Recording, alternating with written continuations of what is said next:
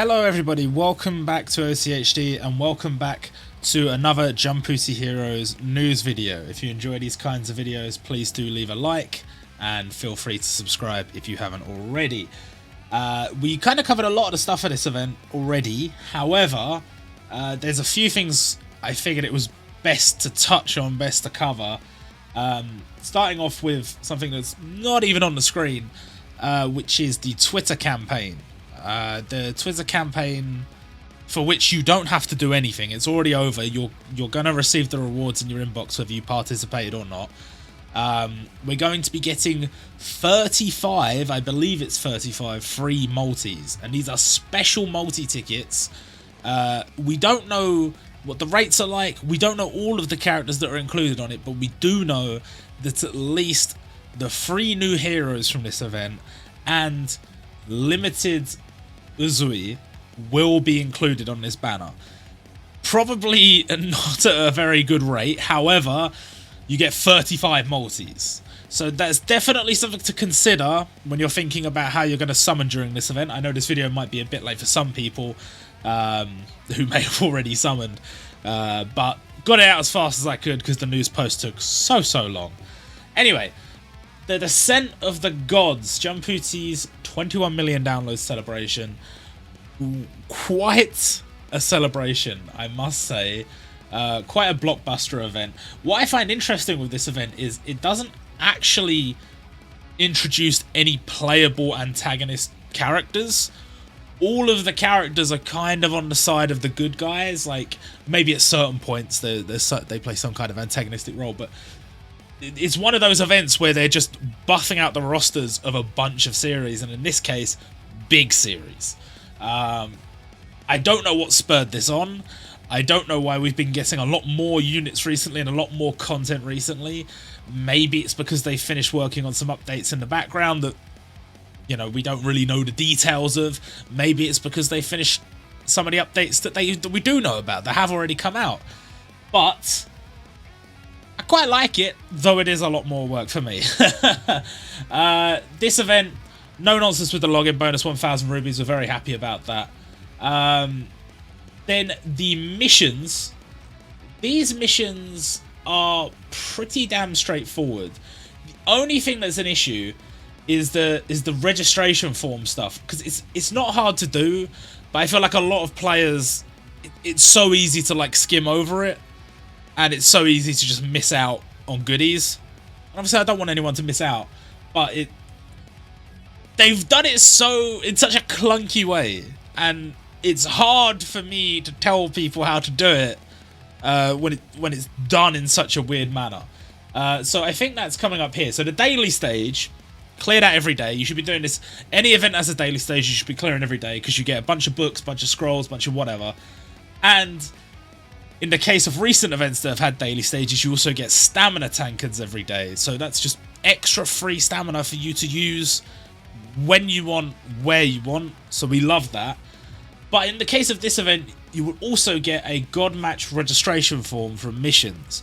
If you're not familiar with matches, I wouldn't be surprised, because I think they've only happened a couple of times. They were like quite a while ago. I can't remember the second one, but I know the first one was Kinnikuman, and that was a couple of years ago at this point. Maybe more than a couple of years ago.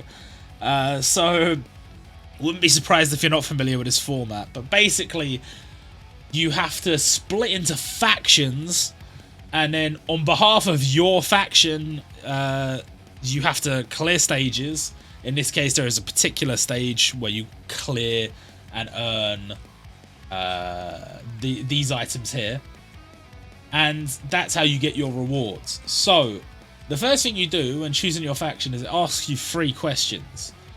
You got this form from clearing the daily stage from the missions. Once you've done that, go to the exchanges, go to the shop, and you will see this banner here. Click on that, and then you'll sort of ask questions in the form of the exchange. So if you exchange the form for a red yes, you're saying yes to the first question. Red no, you're saying no to the first question. And, well, it's a bit interesting. The questions, at first I thought, would be pretty logical. And based on the first question, you know, can a worthy rival be considered a true friend? I'd say that's a fairly logical question. Then the second question was, does your sweat glisten? And that's a bit of an odd question. But I mean, I guess I can kind of see it like tying sweat to hard work. That might be like a Japanese saying I'm not familiar with. And then the third question, is your favourite food cutlet? And I have no justification or understanding of this. I don't get it. But after doing a little bit of research, just a tad, I noticed that all of these quotes, while they might be used in other contexts, they can be attributed to specific characters in My Hero Academia. I don't know if there's a reason behind that. I don't know. Maybe there's some secret thing that I'm not familiar with. And I mean, there is something My Hero Academia related in this event. But the first quote, there's one, that one's by All Might. Then the second one is referring, well, it can refer to Bakugo, because obviously his sweat is nitroglycerin as part of his power. And then, or his quirk, sorry. And then the third question, Midoriya's favourite food is cutlet. It's written in his character profile. So I don't know if there's something to that. Am I reading into it too much? Probably. But the questions were so weird that it caught me off guard and I looked into it a bit. So I don't know. But anyway, you have to choose factions. And it's simple yes or no on each of these. But really just which one do you want to be part of? The friendship faction, the effort faction, or the victory faction? I have not personally decided. I think I might go with the friendship faction because I think the quote is pretty good. But I mean, I don't think it matters which one you go for really, because you can't know ahead of time who's going to win. So unless you want to go in with your friends and all choose the same faction, which could be a cool thing to do.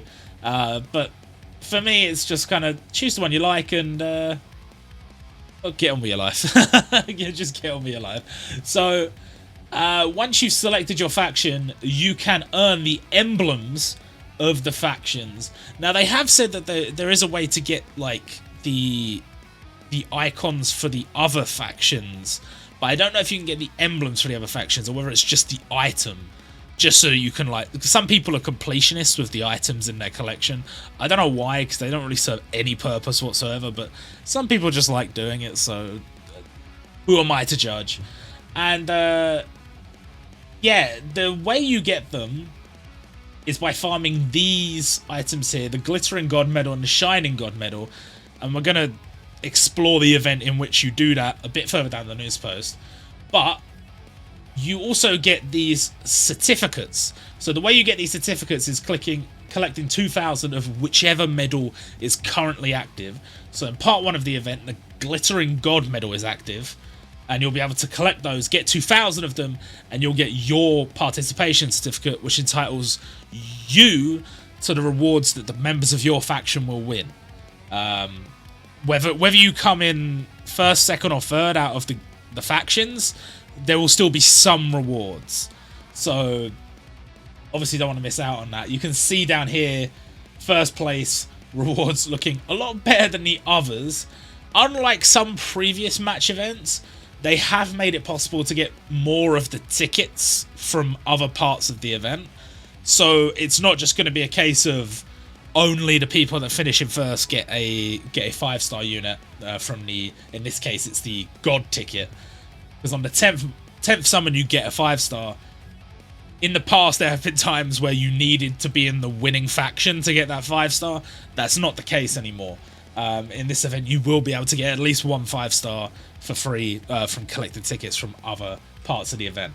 However, the thing to note is if you don't get a participation certificate, if you don't, well, first of all, if you don't join a faction, any points you collect, any Glittering God Medals or Shining God Medals you collect won't contribute to missions. And even once you've joined a faction and collected those medals, if you do not collect a certificate from the missions, you won't get the rewards. So make sure to do those things. This all kicks off on the 22nd, 26th, not 22nd, not 22nd, the 26th. So make sure to do that and get yourself some nice rewards, hopefully. Now, the God Gacha looks kind of dead to me. It looks like just a standard 10-step. I think some people thought that this was a limited Asta, but it's not. It's version 1 Asta. He actually gets the horn and the mark on his cheek and whatever. That all is in his special attack for the blue standard Gacha Asta. So that is not limited Asta. None of these units are limited. There are some from 2021, but I mean that would be expected. They're in the standard Gacha pool now. So this is essentially just a 10-step ticket. But for new players, that's still good, so there you go. Then we have the Zenko Event, which I think is a little bit controversial for some people, I've got to say. And I don't know. I've come round to it. I have come round to it. I still hope we get Gyutaro at some point. Bear in mind, we do have stages and like multiple ways characters can be implemented now. They don't just have to be a catastrophe. Like he could be in like the Lost Civilizations game mode. Yeah, could be like Unity Battle, like whatever. They could add him in anywhere. So I do hope he is added in at some point. But in the case of this event, no, he is not. He is just an event unit. And we instead get Zenitsu, and you know what? Zenitsu is one of the most popular characters. It makes sense, and while I don't know, I've seen his special attack animation with a costume on, and yeah, it looks pretty good. So I can see definitely a lot of people are going to be going for that, and I can't really blame them. I can't really blame them. And yeah, this is the catastrophe stage. Seemingly not too difficult, but if you're a newer player, you may have some trouble with it. You need some sort of specific units to remove specific debuffs. And the gimmick is, and I do think this is very clever, you face both Daki and Gyutaro, and you have to defeat them at the same time, which is exactly like in the manga or in the anime. So that's pretty class from the devs, I've got to say. A little bit annoying that they don't really pay that much attention to a lot of the other series and only to give it to Yaiba, but very nice touch nonetheless. And if you can do it, there you go. The costume for Zenitsu, which is very, very nice. Then we've got the Transcendent class events. I've kind of shared my thoughts on these when I was going through the initial news before. But yes, they do have some World Trigger content, which is cool. It's interesting that they have you fighting Kei Tachikawa in this event. And they've changed his type to blue just so everything fits together. But they do those things from time to time. It's not a big deal. And then this event is the one I mentioned before. You have to collect the Glittering God Medals and the Shining God Medals. Now, these medals split into part 1 and 2. This one in part 1, this one in part 2. They actually also seemingly have different rewards. So in part 1, you will be able to farm Hiyori from Bleach, and you'll be able to get some of those God tickets as well. But in part 2, there's a bunch of other rewards. And as far as I know, this is not like a store event. You don't trade them in. It's all missions. So you'll be able to get all the copies from Hiyori in the missions, and then in part 2, it's like a bunch of other stuff, hero jewels and whatever. So it's kind of neat. We haven't had an event like this in a while where you get the item, you farm something and you unlock missions rather than farming something and trading it in at the store. So it's kind of cool. It's kind of cool. And obviously very happy to see Hiyori. And I actually had to reread part of Bleach for finding some of the quotes for the character skills and stuff. Ended up on the part of the story about the flashback, the Vizards, how they came to be, and like how Urahara ended up leaving the Soul Society and whatever. And to be honest, as I was reading it, I couldn't remember if I'd actually read it before. I feel like that wasn't in the original run of the manga, and that was like a bonus for the volume release or something. I don't know. But I was reading it and I was like, oh damn, I don't really remember this. Like I remember people talking about it, and it's sort of like a lot of the stuff is implied, but I didn't realize they actually just had that in the story. So I guess it was interesting. Vizards had a bit more to them than I thought they did. Kind of cool. Anyway, we've got Hiyori, and yeah. By the way, a lot of the units in this event are not very good. The gacha units, the limited units, yes, of course, they do their thing. The event units, I would say, generally speaking, I was not a particularly big fan of. Which you're welcome to agree, disagree. That's fine. But I'd say it's kind of become a common thing for event units to sort of, I don't know. They just have something about their kit that's like a bit good, and then a bunch of stuff about their kit that just doesn't interest me at all. And it's like, I just missed the days when they released the unit. It's like, that one you need to max out. That one you need to limit break. That's going to be your guy. But it's what it is. Then I think I joked about this before. I know I definitely heard some people I was talking with about this, about how I thought that they would add an emblem for all the different breathing styles. And sure enough, we've got our second one here, the sound breathing. I am 100% certain they're going to start adding all the others. Like, they'll have a stage with Rengoku and it'll be like the fire breathing or whatever.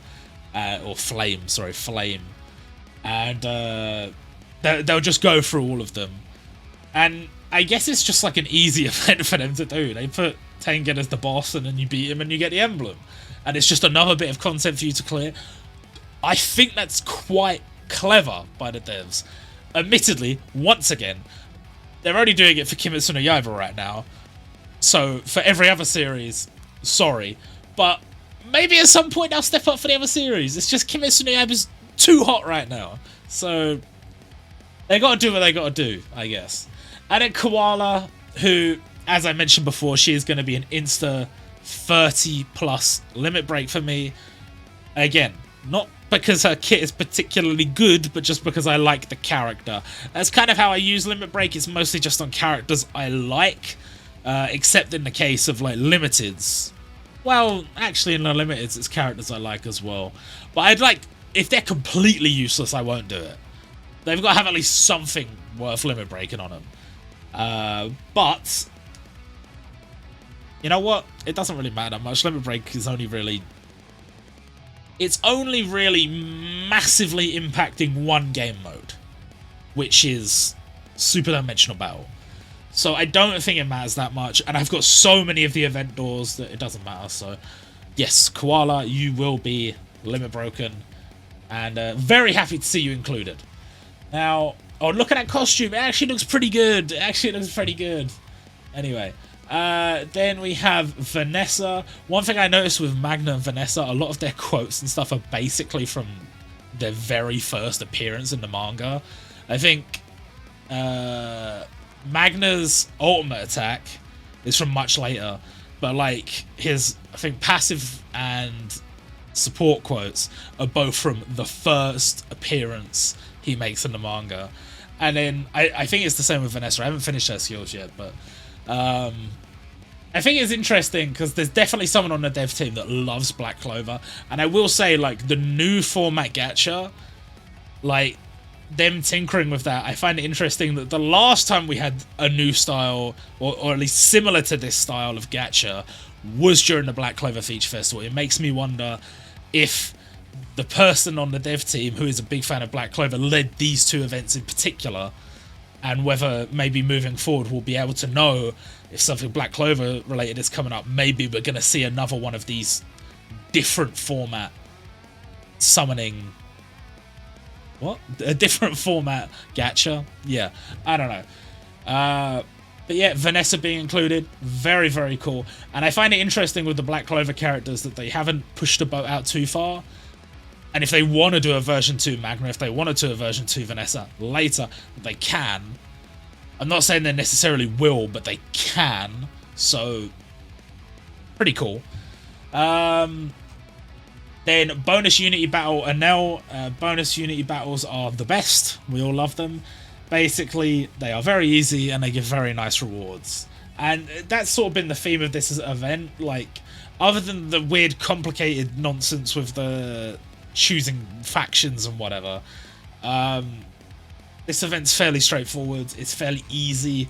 There are challenge stages. Koala has a challenge stage. There's this challenge stage, there's the Zenitsu challenge stage, so there is tougher content to do, but most of the characters and most of the rewards are very accessible. Like, it's not going to be hard to farm Zenitsu because he's a Transcendent.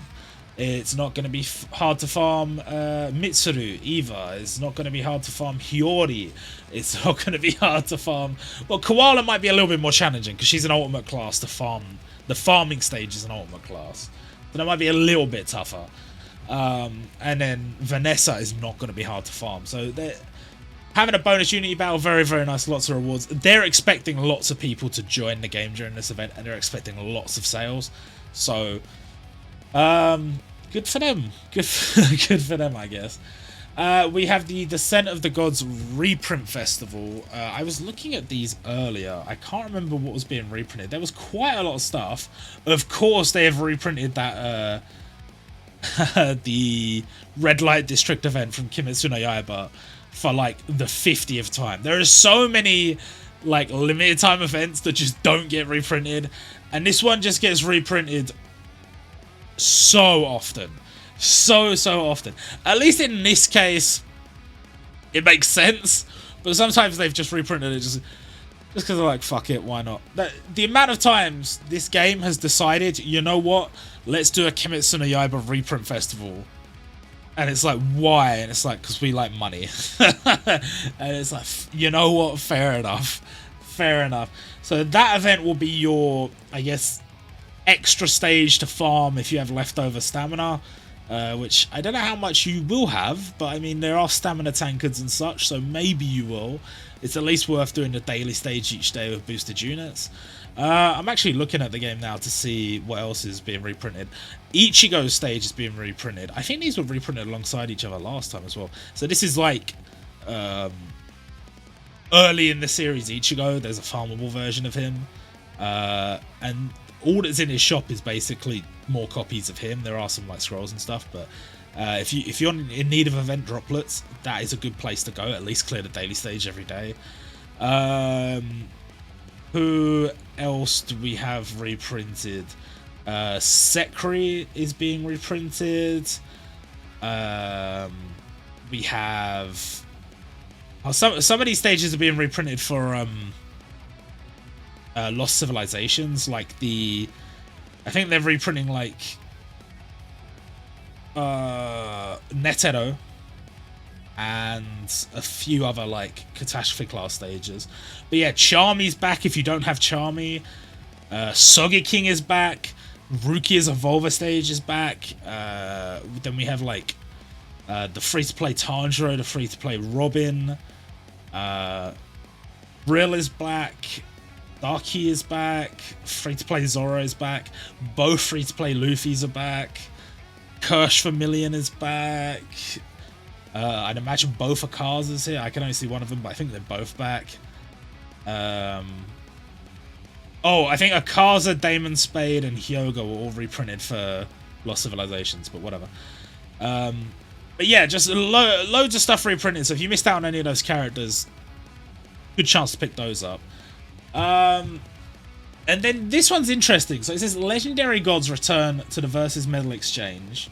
The Legend summons Shenron and Purunga will be featured in the Versus Medal Exchange. But since one of the more recent updates, I don't really see the point in that. Because in one of the more recent updates, they have added the characters to like the roster. So right now, if I go in the Versus Medal store, all the Legend summons that are normally available only through the Legend Summon store, because they used to be part of a limited time event and it doesn't get reprinted anymore. All those Legend summons that are there, including Shenron, they're there, they cost 2,000 stone, 2,000 medals, and then they are also featured and they cost 2,000 medals. So I don't really get the point at all. You only need one. You only need one. So I don't get that. I don't get that. Unless the devs just forgot. Maybe they forgot. I don't know. But you can buy all the Legend Summons in the store now, so don't get conned. Don't get conned. Then we have the Descent of the Gods tower boost. Make sure to take part in that. If you're not summoning on this event, that is not going to be a fun time for you. And then we have the limited gacha, which we knew which characters are going to be limited, but we didn't quite know how these banners were going to go down last time I talked about this event. And oh boy, these banners are weird. Some people would say they are worse, some people would say they are better. I would say in the case of like the normal limited banner, like for example the one I summoned on Ageha for, this banner is better because for an extra 250 rubies I still get the limited, I still get, you know, the 2 guaranteed 5 stars I would have gotten. I then get an additional 4 guaranteed 5 stars, and on the way up I do 10 multis, and in each of those multis I have a chance to get not only the limited but the new heroes as well. So in the case of those gacha, it is definitely an improvement, 100%. I know some people are a little bit salty about the extra 250 rubies, but if you're going all the way already, you probably had in the back of your head, oh, I got in for like 8,250. You might have at some point thought, oh, 9k, because it's 9 more, it's 9k. So, look, I don't think the extra 250 is a big deal, though for some people, yeah, it might be a little bit tricky. In the case of the gacha format that we thought this was, which was the same as the Black Clover event, the same as the Otokojuku event, where they had the limited and they had the new heroes, and on the 3rd multi you got a guaranteed new hero, and on the 9th multi you got guaranteed limited. I would argue, in the case of a person that is going for the limited character, that banner is better, because you get the limited and you get the guaranteed new hero. And in the case of this gacha, you could go 10 multis, pay an extra 250 rubies, and just get a bunch of trash and then just exchange for Tengen at the store. I should explain this format if I haven't. I've only scrolled down to it briefly. So first multi is 500 rubies, second multi is 750, third multi is 1000. There is no longer a guarantee on the third multi. But on the 4th multi, you get guaranteed 5 star, and on the 5th multi, you get 2 guaranteed 5 stars. Then after the 5th multi, it resets to 1, and you get one of these items with each multi you do, the flashy seal, and you can exchange the flashy seal in this store here, and there you can see what you get for each seal: a 5-star ticket fragment, a guaranteed 5-star new hero ticket, a 5-star new hero choice ticket, and the God of Flashiness, Tengen Uzui. So 10 seals that costs. So obviously you have to do 10 multis. That's going to cost you 8,500 rubies. So an additional 250. Now, if you're the kind of person that wants a specific character, this is better than the normal new heroes gacha because they're sort of random chance. But in terms of the side gacha, I would argue the side gacha are probably better. Because what, you got to do 7 multis. How much does 7 multis cost you? It's going to cost you 1,000, 2,000, 3,000, and then 4,250 plus 1,250. So that's what, like 5,500? And then normally the side banners would cost you 4,250. So they are worse. I guess that sort of depends. Again, a lot of this comes down to how lucky you get. But in terms of just flat out worst case scenario, value for money, it is worse than the side gacha if you're going for the new heroes, but it is better than the normal new heroes gacha. And it's the same with the limited. If you're going just for the limited, then it's worse than that crazy format we got for the Black Clover event, but it's better than the normal limited format. So it's a tricky situation, but nonetheless, very cool. I'm probably going to summon on this. I'm going to wait until I've got the tickets and I've used the tickets and I see how many rubies I've got and what units I have, and I will assess, and then maybe I'll summon. But I really want Tengen. I really want Tengen. So, got to do what you got to do. And all of the standard gas units are very cool. I'd be very happy to have any of them. So, yeah, it's a no-brainer for me. Then Sabo, very, very tempting. I do love Sabo, but as I mentioned in the previous video, I just feel like a new version of Sabo is a bit, I don't know, uninspiring. If it was in a different event, maybe, but it just didn't feel that. It didn't feel very in place in this event. I don't know. It just felt like, yeah, let's just give them some more One Piece. I'm still fairly convinced that the teaser we got on Taiwan does show, like, it might be like Kid Sabo, I don't know, but I'm pretty sure it shows, like, triple units. So, it might be Luffy, Ace, and Sabo, it might be Kid, Luffy, Ace, and Sabo, I don't know.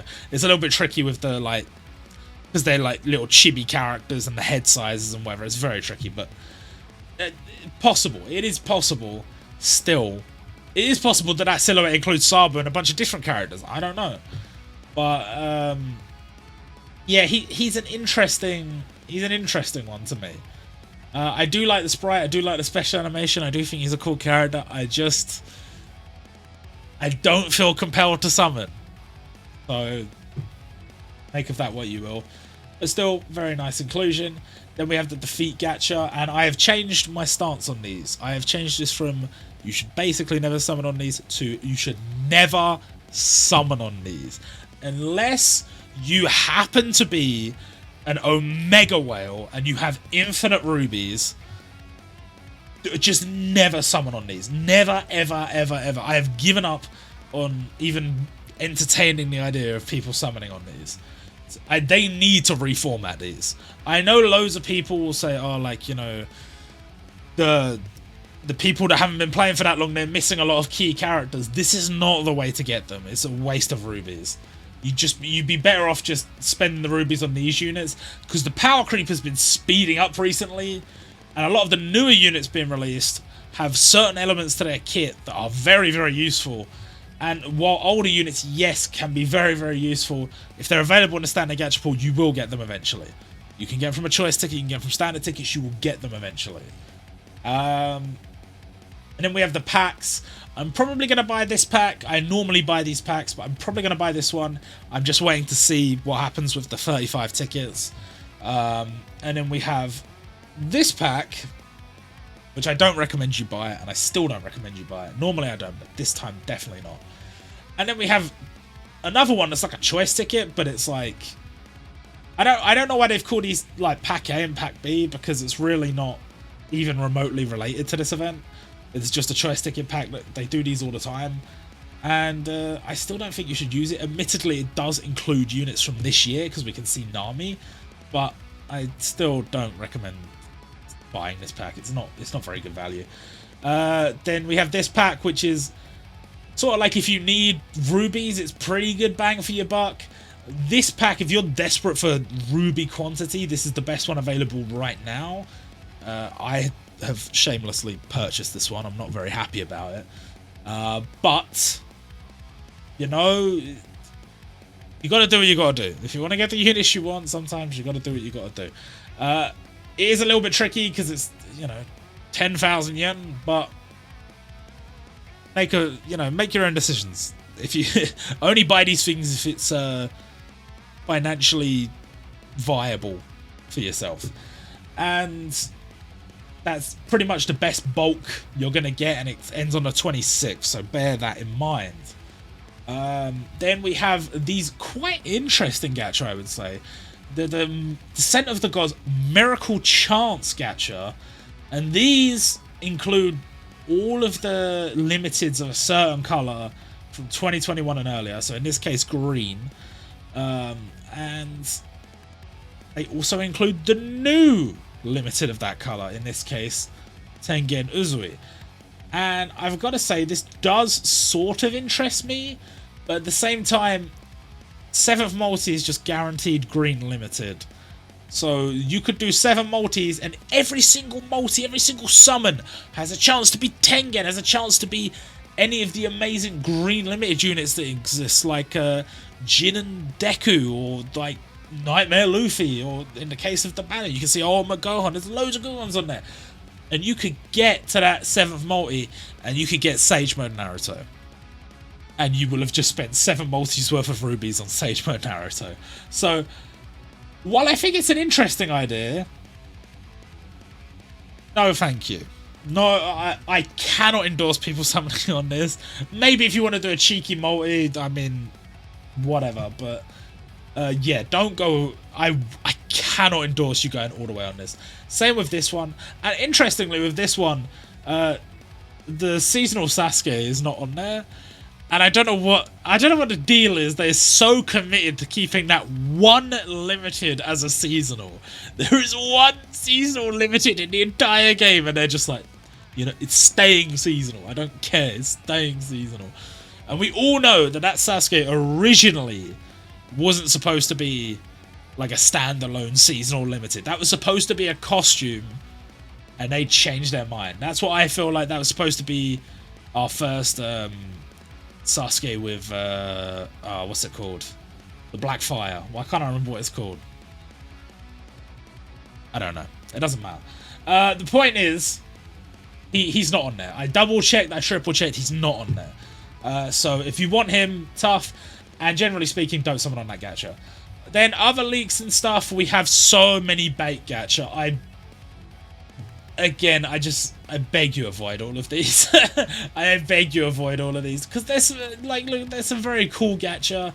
They've got some very cool featured units, and I can't endorse it. Maybe the Kimetsu no Yaiba one, the top one. If you're a massive Kimetsu no Yaiba fan, you've got a chance of 3 great units there. Maybe. Can't really recommend this one or this one. This one depends on the gacha format, but generally speaking, I wouldn't necessarily recommend it.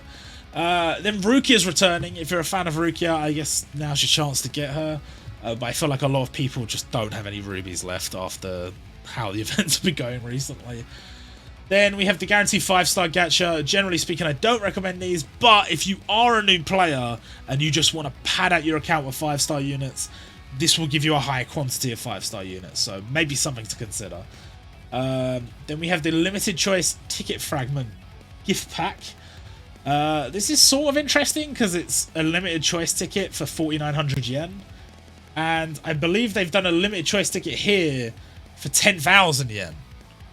So much cheaper. You do get less rubies. You get 1,050 less rubies. So it's up to you, I guess. But I mean, also, I don't know if I'd recommend necessarily buying any of these. I don't really recommend it. I don't. But some people just love a limited choice ticket. They can get that unit they've always wanted. So I get it. But I'm definitely not buying either of those. Beginning of the month choice ticket pack, never recommend buying that. It's terrible. Same with the White Day choice ticket pack. But we'll come back to White Day in a second. And then these are new packs. They released a bunch of packs like this during the Siren event. That was for like a special... They were like special tower units or whatever. And it was 980 yen, 200 rubies, and a 5-star ticket with a select pool. And they've done the same thing here. But once again, I cannot recommend these because it includes all of the hero grade units from that series. Unless they have a seasonal, in which case that's not included. But, like with Bleach, for example, you can get version 1 Ichigo Kurosaki. It's not really worth 980 yen. I know you get 200 rubies or whatever, but yeah, I can't recommend any of these. So just don't do it. And there are so many of them. And then there's this ticket, which is 4,900 yen for a random limited. And I'd like to remind people they have done this ticket up here. If you're going to buy any of these tickets, this one is 4,900 yen, 1,000 rubies, and after 10 days, you will have a limited choice ticket. This one, 4,900 yen, same price, 1,000 rubies, same amount of rubies, and you get a limited ticket, not a limited choice ticket. And it's probably got the exact same pool. So bear that in mind, because you will just be shortchanging yourself if you buy this one when the other one will be available probably during the same time period or around the same period. And then this ticket pack, which seemingly gives you a chance at a limited for 2,940 yen. But we don't have full information on this ticket yet, so I'm not drawing judgment on it yet. Same with this one. This one says Superstar pack on it though, and Superstar Gacha is normally the crazy end of the month one that you're supposed to pull on to get fragments, limited fragments and whatever. So I'm a little bit suspicious of that. Again, we don't have full information on either of these, so I'm sure that'll come out later. And then White Day. We know that White Day is coming, and we're actually getting some kind of campaign / event for it. I don't know how it's gonna work. I did have it suggested to me by Hollow in Discord that Todoroki costume might well be the new costume for the Lost Civilizations game mode to replace Hyoga. Like, maybe Hyoga will still be available, but the costume will be Todoroki, which is entirely possible. And if you think about it, the image we had last time, the emblem, it was sort of heart-shaped. So would that make sense for White Day? Kind of.